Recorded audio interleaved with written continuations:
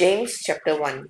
James, a bondservant of God and of the Lord Jesus Christ, to the 12 tribes which are scattered abroad, greetings.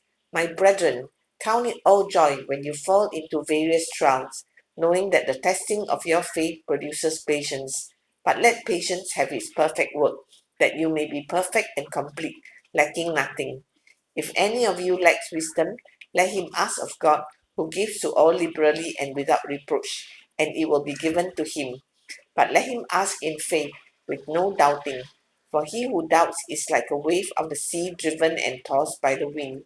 For let not that man suppose that he will receive anything from the Lord.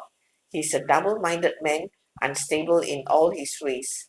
Let the lowly brother glory in his exaltation, but the rich in his humiliation, because as a flower of the field he will pass away. For no sooner has the sun risen with the burning heat than it withers the grass, its flower falls, and its beautiful appearance perishes. So the rich man also will fade away in his pursuits. Blessed is the man who endures temptation, for when he has been approved, he will receive the crown of life which the Lord has promised to those who love him. Let no one say when he is tempted, I am tempted by God.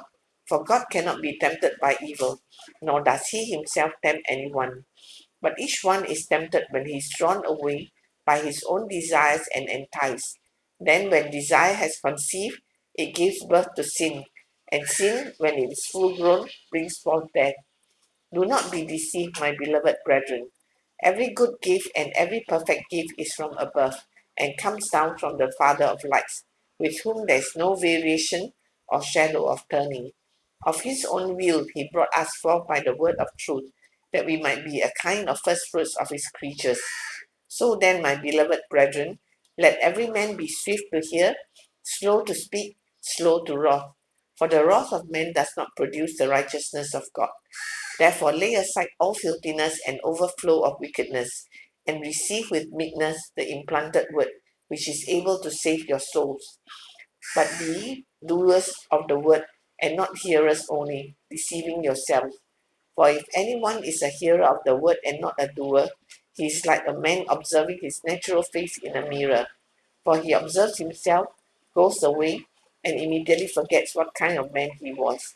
But he who looks into the perfect law of liberty and continues in it, and is not a forgetful hearer, but a doer of the work, this one will be blessed in what he does. If anyone among you thinks he is religious, and does not bridle his tongue, but deceives his own heart, this one's religion is useless. Pure and undefiled religion before God and the Father is this: to visit orphans and widows in their trouble, and to keep oneself unspotted from the world. Amen.